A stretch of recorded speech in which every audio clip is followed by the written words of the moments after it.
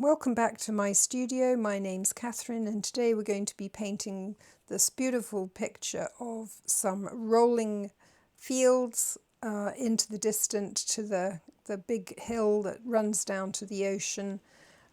There's some little sheep, just tiny little dots of wax resist, a little house, but basically the picture is actually about the light and the shade as the shadows run across the landscape. It was a bright sunny day, and let's get into it.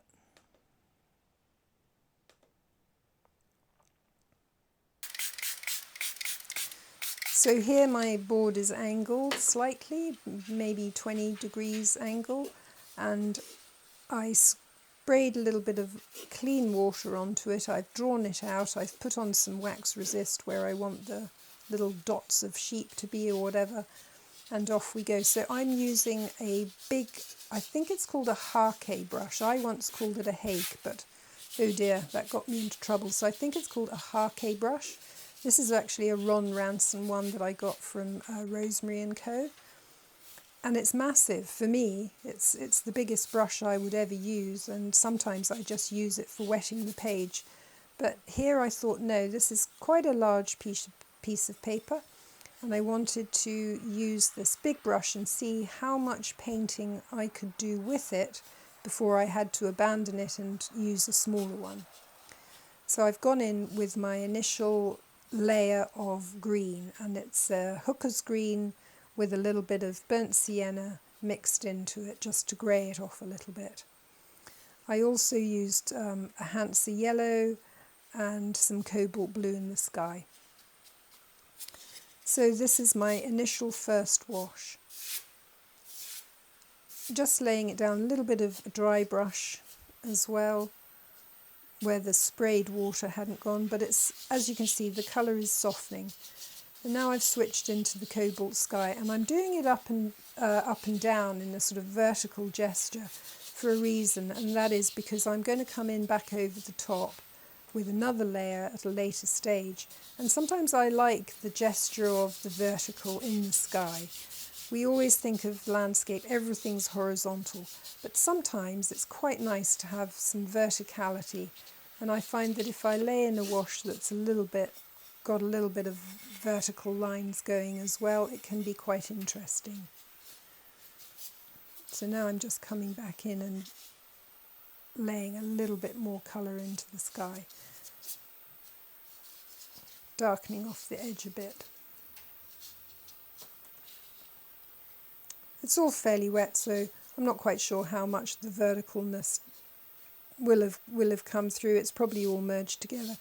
I probably should have let that first wash dry and then gone back in, but I sort of carried on in my excitement. And now I'm laying in the distant hill with its unusual sort of aspect of two big pieces of rock at either end.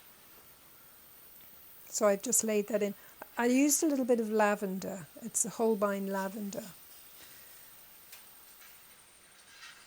And I've now abandoned the very large brush. I couldn't keep that going for these little bits of darkness that I wanted to put in. The green is still damp, so you can see that the colour is easing itself out, which is fine because I didn't really want hard edges going on. I wanted to keep it all soft.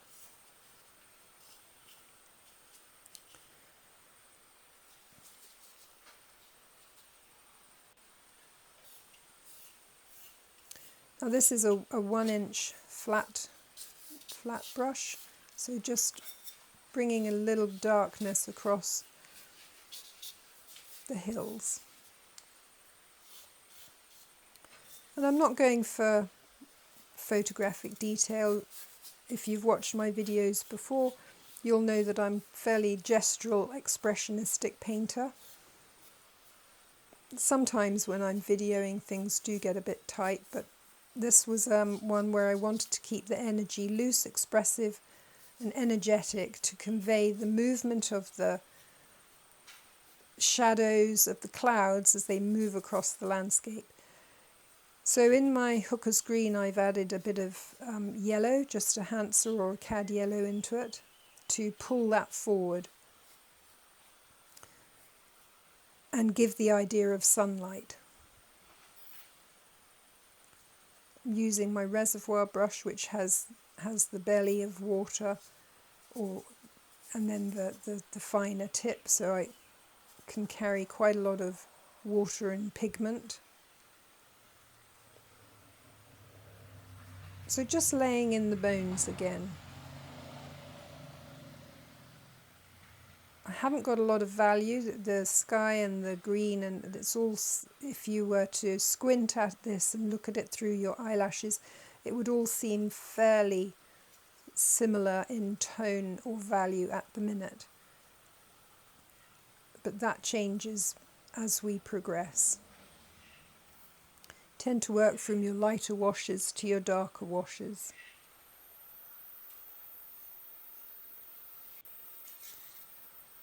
So I've got some soft transitions going on. Now I went back to the big brush. I felt that it was dry enough on the page to warrant washing in some burnt sienna with a little bit of umber in it and a little bit of green. So it's sort of going to work as my shadow area. And then I used it for drawing in a little bit of the trees on the distant hills. You can see I was turning it and getting the edge of the brush.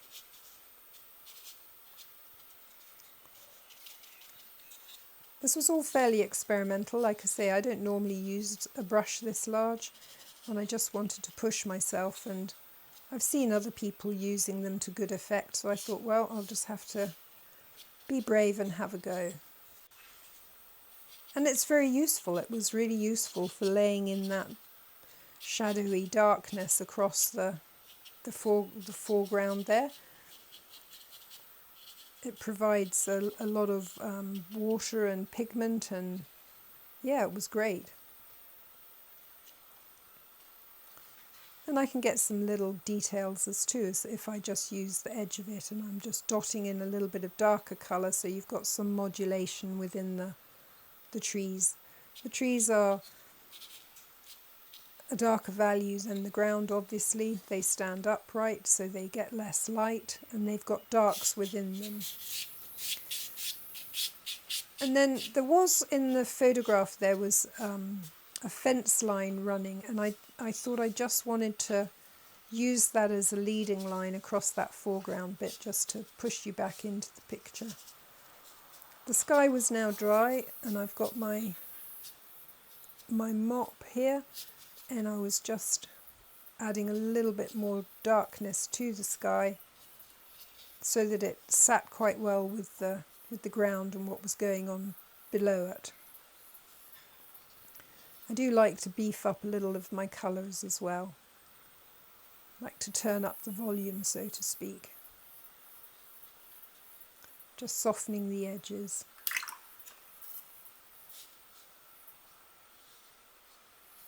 That would be clean water to just soften them.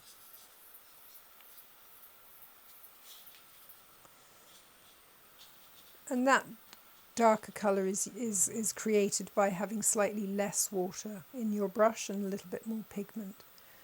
So now I've rewatched this video a couple of times as I've been making it and doing the voiceover, and I have to say, each time I watch it, I'm quite disappointed I went and did this.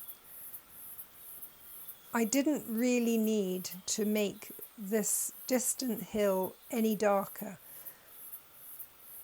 It might not seem like that on the film, and you might watch it and say, oh no, it kind of needed it, but actually in reality it could have been left as it was. But sometimes things get the better of you when you're in the middle of a painting. I don't think it ruined it or anything like that, but looking back at it, I thought, I could have left that, because when you make something darker, it pulls it further forward to you. And the way it had been with that first just initial wash, it was sitting quite far back. So I kind of compressed the space within the picture plane. Sometimes, you know, I have to remember that for next time, just maybe first wash, best wash approach on some of these things. But anyway, it didn't ruin it, and we carry on. So at this stage I am putting a little bit more detail in. I'm putting in some of the shadows around the trees to give them a little bit of solidity, and of course they do have shade within them, and it helps them sit on the land more effectively, I think. Just using the point of this wash brush, which is a very good point, and using a darker wash, burnt umber and a bit of hooker's green. Hooker's green is a great green to push in either of two directions. You can add yellows to it, and you can add darks, sort of umbers and burnt siennas to it. So it will go in either direction for you. So it's kind of a good tube green. It's neither too cold nor too warm in itself. So it's a good sort of a green to have in your arsenal of greens. Slightly less acidic than sap green. Sap green can be a bit shouty.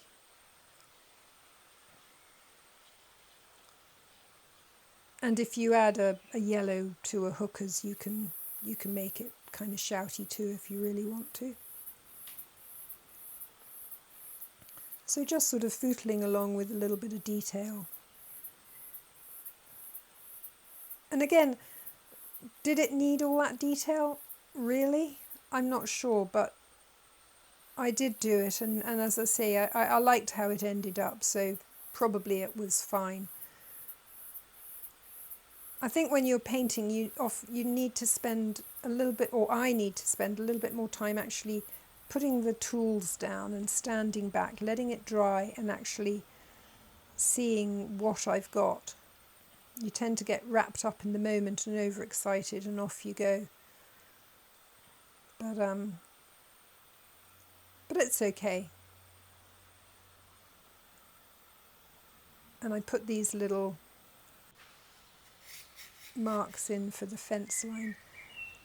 And then I must have stood back and thought, no, it's all dried off, but I do want to make this shadow more shadowy. So I've added another layer of the burnt umbery greeny colour. And that worked to good effect. And I'm really beginning to get that feeling, the light's hitting the far field, the light's hitting the foreground. And we know that that's like, oh, there's clouds in the sky and everything's moving. And the little gestures in the sky that I just put little lines of wax resist, they also give you that feeling of movement, sort of drawn movement within the picture itself.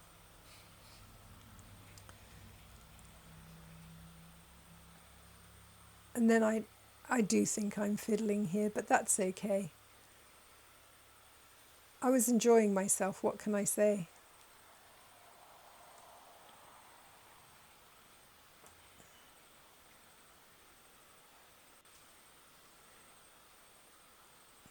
It's really interesting watching yourself paint. You sort of go, oh no, why did I do that? Or, wow, that was clever. I kind of think that everyone should video themselves painting, even if they never post it online.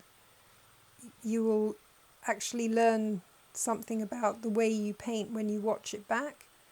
It's kind of interesting. I mean, I've only just started videoing myself in the last, 3 or 4 months, so I am finding it quite interesting. I'm sure in 3 or 4 years I'll be going, oh, I have to edit yet another video of me painting. But that's okay, by then my paintings will have changed as well. The more we practice, things change, don't they? You push yourself in new directions, new things happen. So this is the sort of focal interest, that little house or idea of a house, because it's not very detailed. And so I darkened, and that's where my lightest light is what I'm trying to say. So I darkened around it a little bit to pull it out. And then I put that edge on the field.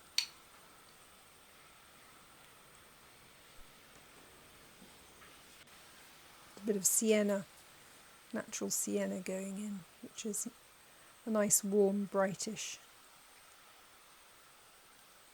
colour.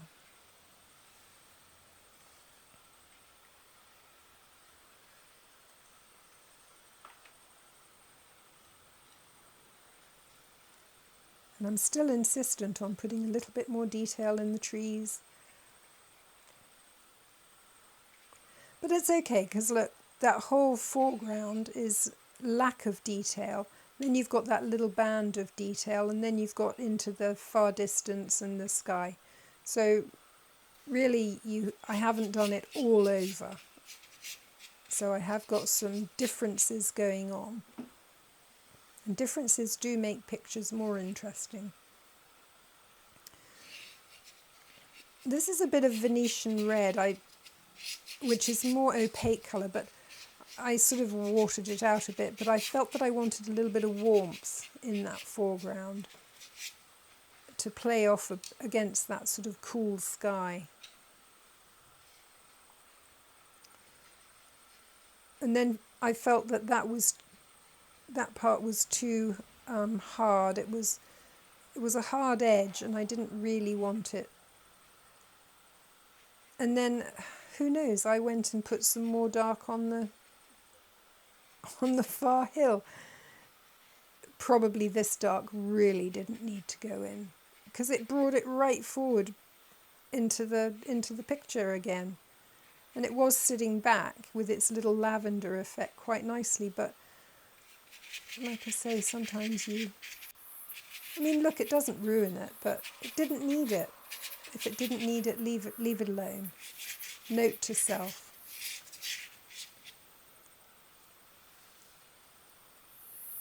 And then just warming up a little bit of yellow in the foreground as well. But overall, I think it all worked. And then, I really wanted to balance. I felt I had a blob of cobalt on the right and some cobalt on the left, and I wanted them to talk. So I swept that sort of cobalt across. And that was quite nice. It pulled the corners together rather than leaving them with a big gap in the middle. So I really enjoyed this. I've learnt a couple of things, and I hope you've enjoyed it too. And have a go painting light and dark with a big brush. It's great fun. See you next time. Happy painting.